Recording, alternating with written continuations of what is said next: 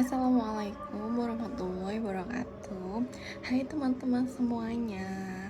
Perkenalkan, nama saya Hanifah Rizky Nur Alifah. Saya biasa dipanggil Hanifah. Eh, Berikut saya akan menjelaskan review tentang mata kuliah konsentrasi saya. Saya adalah mahasiswa tingkat akhir di Universitas BPD dan jurusan saya manajemen dan konsentrasi saya manajemen pemasaran. Saya akan mereview tentang review mata kuliah konsentrasi manajemen pemasaran.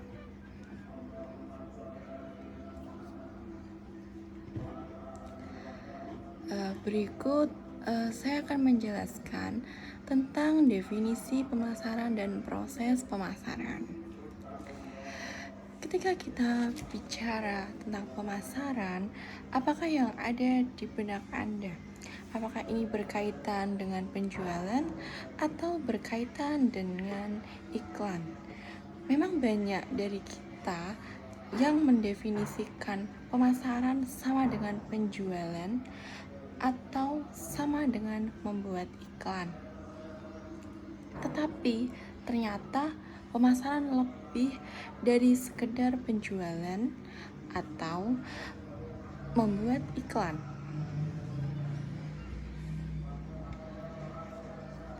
Nah, sebetulnya apa sih pemasaran? Ketika Anda melihat definisi pemasaran, di sini apa pertama yang disebutkan adalah proses. Proses menciptakan nilai untuk konsumen dan membangun hubungan jangka panjang untuk mendapatkan nilai dari pelanggan. Nah, di sini ada kata kunci. Kata kunci yang pertama adalah kata kunci proses, di mana tadi disebutkan pemasaran bukan cuma hanya sekedar satu aktivitas, tetapi proses. Kata kunci yang kedua disebut nilai.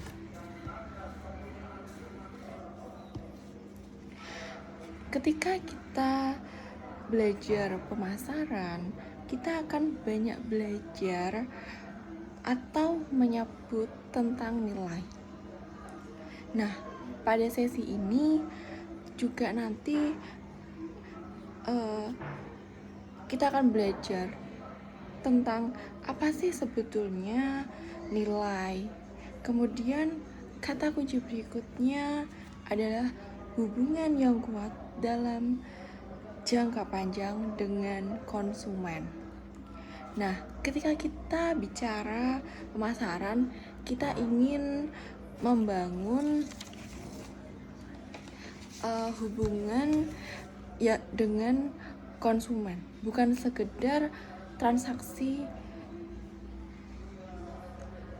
dengan konsumen, bukan sekedar transaksional yang hanya sekedar jual beli. Tujuannya apa? Nah, tujuan terakhir dari pemasaran adalah kita mendapatkan nilai dari pelanggan. Nah, kita sekarang lihat pemasaran. Kata kunci yang pertama yaitu proses. Proses itu sendiri adalah menciptakan nilai untuk konsumen dan membangun hubungan jangka panjang untuk mendapatkan nilai dari pelanggan. Proses pemasaran ada 5 konsep. Yang pertama, memahami kebutuhan dan keinginan konsumen. Yang kedua, merancang strategi pemasaran. Yang ketiga, merancang program pemasaran terintegrasi. Dan kemudian yang keempat, membangun hubungan dengan konsumen. Kemudian yang kelima, mendapatkan nilai dari konsumen. Nah, itu adalah 5 konsep dari proses pemasaran, teman-teman. Kemudian saat kita memikirkan pemasaran, kita berbicara tentang pemasaran, kata dasar dari pemasaran itu adalah pasar. Ya.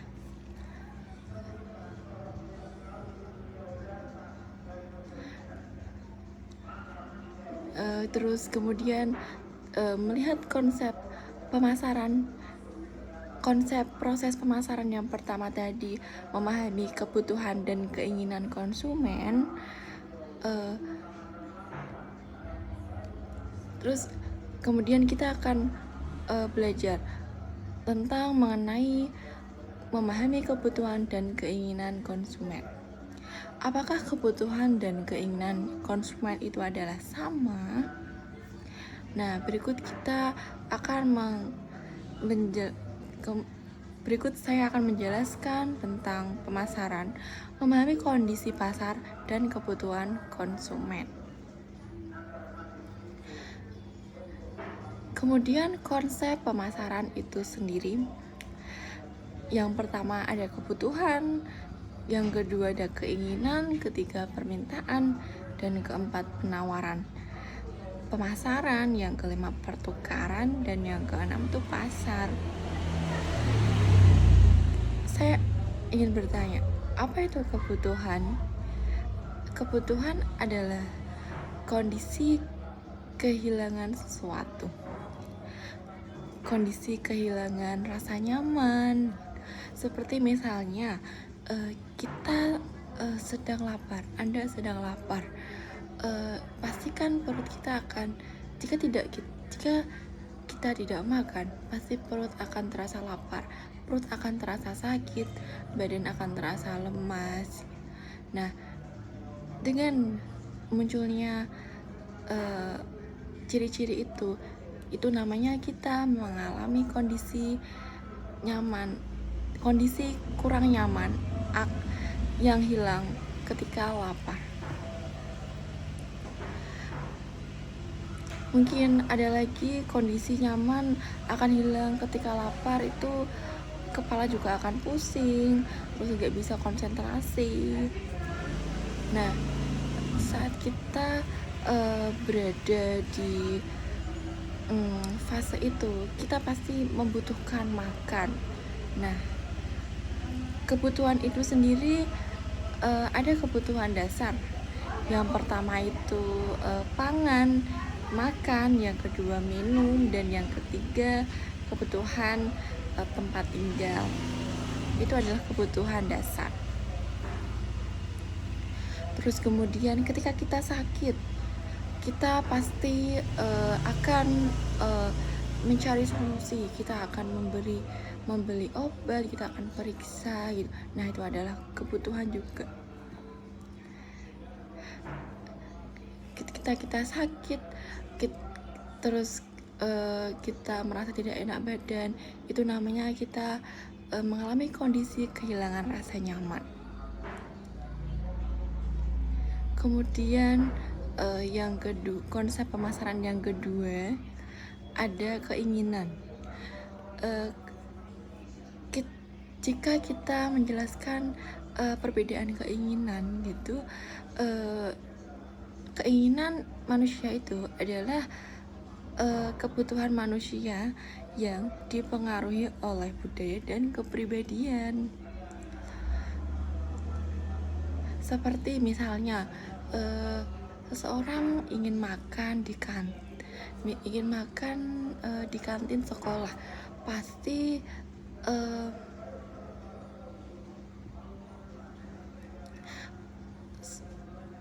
pasti banyak sekali keinginan seperti menu-menu makanan yang ada di situ.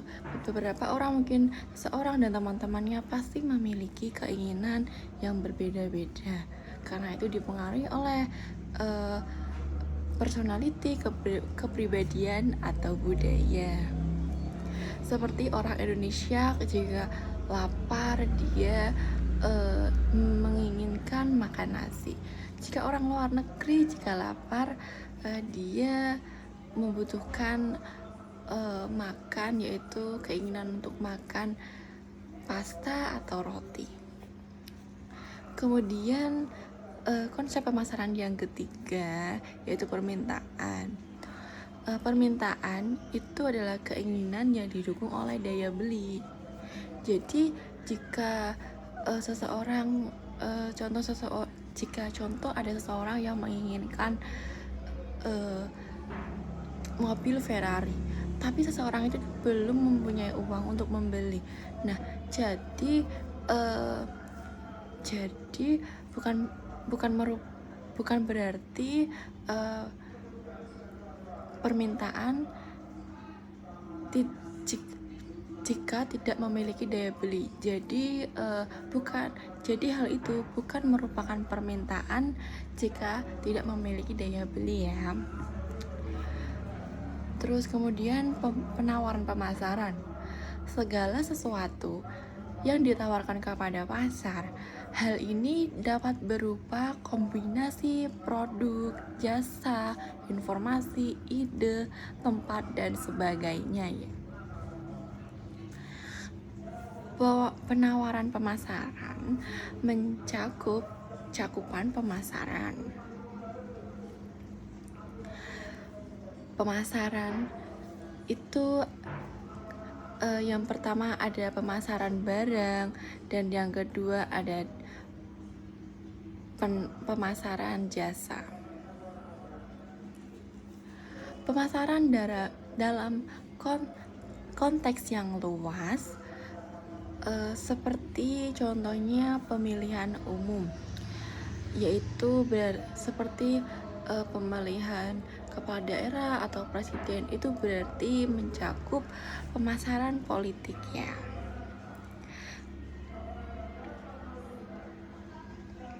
Kemudian konsep pemasaran berikutnya adalah pertukaran. Jika zaman dahulu itu pertukaran itu berupa barter yang dilakukan untuk mendapatkan sesuatu dengan pertukaran barang dengan barang. Tetapi sekarang pertukaran itu berupa proses jual beli yang dilakukan berupa barang atau jasa yang ditukar dengan uang dengan suatu nilai tertentu. Nah, kemudian ketika kita berbicara tentang pemasaran, itu pasti kata dasarnya itu pasar. Pasar pada umumnya itu pada mata kuliah manajemen pemasaran ini, kata pasar dalam pemasaran itu berbeda pada pasar pada umumnya. Jadi pasar pada umumnya itu berbeda dalam konsep pemasaran ya. Pasar dalam mata kuliah ini berupa sekumpulan pembeli potensial dan aktual dari barang yang dijual. Jadi bisa kita simpulkan pasar itu adalah konsumen nih. Pemasar. Jadi kita bisa menyebut pasar itu adalah konsumen. Kemudian pemasaran yaitu pasar. Konsumen itu sendiri ya. Kemudian apa sih perbedaan pembeli aktual dan pembeli potensial? Contohnya di toko mainan Kidzania. Di tempat itu adalah tempat bermain anak-anak. Nah, jadi tempat permainan itu adalah arena bermain anak-anak untuk melakukan simulasi pekerjaan orang dewasa. Jadi gambarannya di tempat bermain itu anak-anak itu sedang bermain, tapi seolah-olah dia itu sedang melakukan pekerjaan yang dilakukan orang dewasa pada umumnya.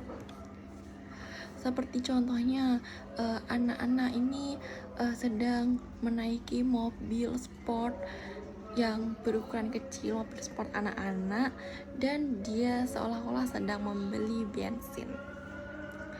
Nah, kondisi itu kan seperti yang dilakukan orang dewasa pada umumnya ya. Terus kemudian di arena bermain itu ternyata ada sebuah iklan, ada poster iklan, yaitu berupa misalnya terdapat iklan ban JT Radial. Nah, pembeli aktual di sini anak-anak merupakan pembeli aktual dari jasa permainan Kidzania ya teman-teman. Nah, kenapa sih kok di arena bermain Kidzania ini terdapat beberapa merek untuk orang dewasa di Kidzania? Karena apa? Karena anak-anak merupakan pembeli potensial di masa mendatang. Terus kemudian proses pemasaran yang kedua itu merancang strategi pemasaran. Strategi pemasaran itu ada 3 konsep. Yang pertama segmentasi, yang kedua targeting, yang ketiga position. Sebetulnya ada 2 konsep penting dalam strategi pemasaran. Yang pertama itu segmentasi dan targeting, yaitu bagaimana tipe konsumen dan siapa yang akan kita hadapi pada pasar sasaran gitu. Terus kemudian konsep yang kedua ini positioning. Yang pertama ini menentukan cara yang terbaik untuk melayani konsumen. Yang kedua menentukan proporsi nilai yang ditawarkan kepada konsumen. Seperti contohnya mobil taksi. Ada beberapa merek mobil taksi yang berbeda-beda. Siapa sih target market dari masing-masing merek taksi tersebut? Nah, di sini hubungannya dengan positioning ya teman-teman. Positioning itu adalah alasan mengapa konsumen harus membeli merek tertentu dan bukan merek pesaing.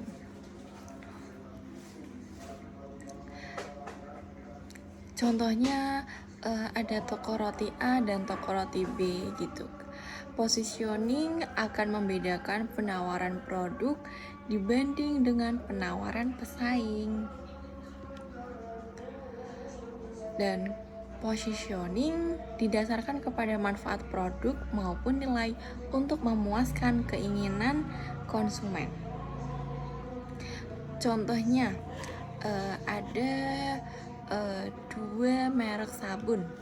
Yang pertama itu ada merek sabun Lifebuoy, yang kedua ini ada merek sabun Lux.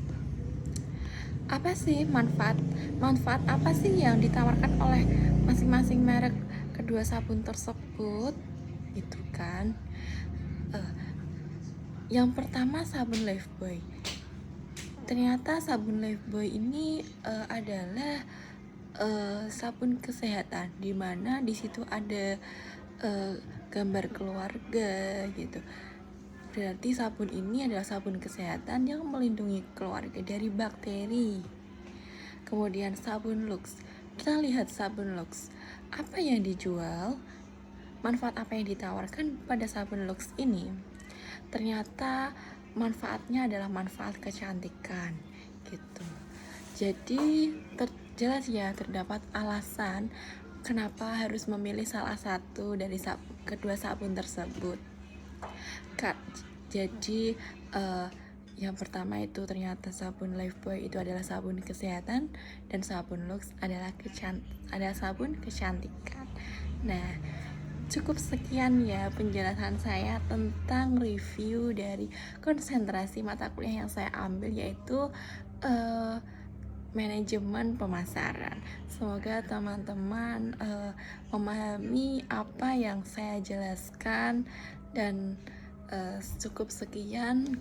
Untuk kurang lebihnya saya mohon maaf jika ada kesalahan yang disengaja dan disengaja, dan jika ada perkataan yang tidak berkenan saya mohon maaf. Terima kasih sudah menyaksikan review dari saya. Terima kasih. Wassalamualaikum warahmatullahi wabarakatuh. Bye teman-teman semua. Thank you for watching.